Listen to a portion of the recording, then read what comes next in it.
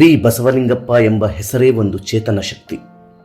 ನಮ್ಮ ನಾಡಿನ ದಮನಿತರ ದನಿಯಾಗಿ ಸಂಚಲನ ಸೃಷ್ಟಿಸಿದ ದಲಿತ ಹೋರಾಟದ ಸಾಕ್ಷಿ ಪ್ರಜ್ಞೆ ಶ್ರೀ ಬಸವಲಿಂಗಪ್ಪನವರು. ಹುಟ್ಟಿದ್ದು ಹರಿಹರದಲ್ಲಾದರೂ ಕರ್ನಾಟಕವನ್ನೇ ತನ್ನ ಕಾಳಜಿಯ ಕ್ಷೇತ್ರವನ್ನಾಗಿಸಿಕೊಂಡ ಶ್ರೀಯುತರು ತಮ್ಮ ಅರಿವಿನ ಹರವನ್ನು ನಾಡಿನ ತುಂಬೆಲ್ಲ ವಿಸ್ತರಿಸಿದರು.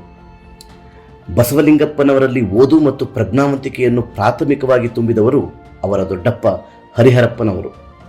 ಶ್ರೇಣೀಕೃತ ಸಮಾಜದಲ್ಲಿ ಪಂಚಮರಾಗಿ ಪರಿತಪಿಸುತ್ತಿದ್ದ ದಲಿತರ ಉದ್ಧಾರಕ್ಕಾಗಿ ದೇವರಿಗಿಂತಲೂ ಶಿಕ್ಷಣವೇ ಮುಖ್ಯ ಅಸ್ತ್ರ ಎಂಬುದನ್ನು ಅವರ ದೊಡ್ಡಪ್ಪ ಅವರಲ್ಲಿ ತುಂಬುವ ಮೂಲಕ ಅವರನ್ನು ಪ್ರಮುಖವಾಗಿ ಪ್ರಭಾವಿಸಿದರು.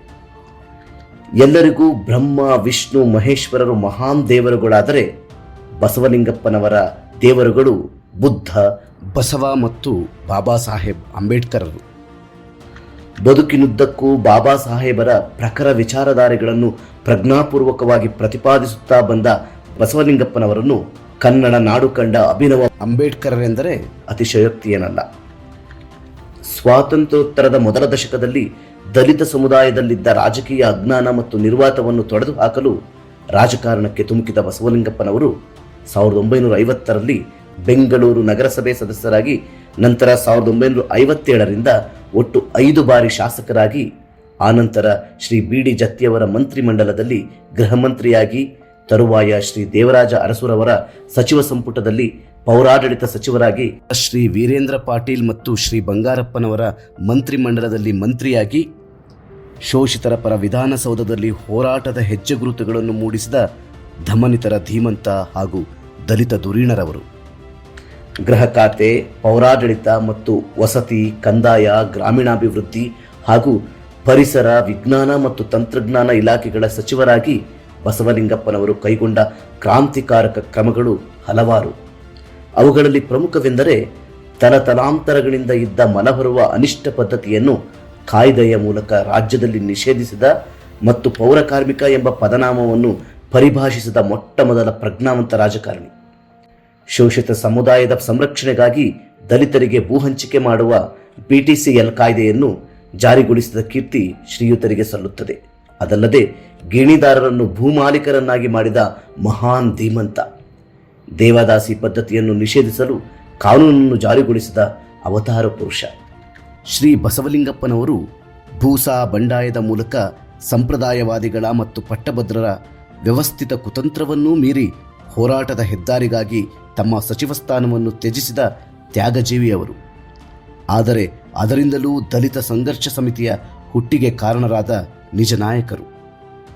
ದಲಿತ ಸಮುದಾಯದವರ ಸ್ವಾಭಿಮಾನದ ಮತ್ತು ಘನತೆಯ ಬದುಕಿಗಾಗಿ ಕ್ರಾಂತಿಕಾರಿ ಚಳುವಳಿ ರೂಪುಗೊಂಡದ್ದೂ ಸಹ ಭೂಸಾ ಪ್ರಕರಣದ ತಳಹದಿಯ ಮೇಲೆಯೇ. ಹಾಗೆ ಇದು ಪ್ರೊಫೆಸರ್ ಬಿ ಕೃಷ್ಣಪ್ಪ, ಶ್ರೀ ಸಿದ್ದಲಿಂಗಯ್ಯ ಮುಂತಾದ ಹಲವು ಹೋರಾಟಗಾರರನ್ನು ಹುರಿದುಂಬಿಸಿದ ಹಂಬಲದ ಚಳುವಳಿಯಾಯಿತು. ಮೌಢ್ಯ ಮತ್ತು ಕಂದಾಚಾರಗಳ ಪ್ರತಿರೋಧಿಯಾಗಿದ್ದ ಬಸವಲಿಂಗಪ್ಪನವರನ್ನು ತುಳಿಯಲೆಂದೇ ಕಾಯುತ್ತಿದ್ದ ಸವರ್ಣೀಯ ಪಾಳೆಗಾರಿಕೆ ಮನಸ್ಸುಗಳು ಅದೆಷ್ಟೇ ವಿರೋಧಿಸಿದರೂ ಸಹ ಭೂಸಾ ಪ್ರಕರಣದಲ್ಲಿ ಅವರ ಬೆಂಬಲಕ್ಕೆ ಬಂದವರು ಕುವೆಂಪು, ಅನಂತಮೂರ್ತಿ, ಲಂಕೇಶ್ ಮುಂತಾದ ಸಾಹಿತಿಗಳು ಹಾಗೂ ಜಾಗೃತ ಯುವ ಮನಸ್ಸುಗಳು.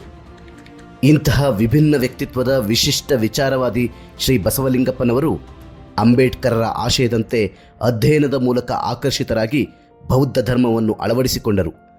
ಕರ್ನಾಟಕ ಬೌದ್ಧ ಧಮ್ಮ ಸಮಿತಿಯನ್ನು ಸ್ಥಾಪಿಸಿ ಅದಕ್ಕೆ ಅಧ್ಯಕ್ಷರಾಗುವ ಮೂಲಕ ಅದರಲ್ಲಿ ಶ್ರೀ FH ಜಕ್ಕಪ್ಪನವರಂತಹ ಉತ್ಸಾಹಿಗಳನ್ನು ಕಾರ್ಯದರ್ಶಿಯಾಗಿಸಿಕೊಂಡು ದಲಾಯ್ ಲಾಮಾರನ್ನು ಕನ್ನಡ ನಾಡಿಗೆ ಕರೆಸಿದರು.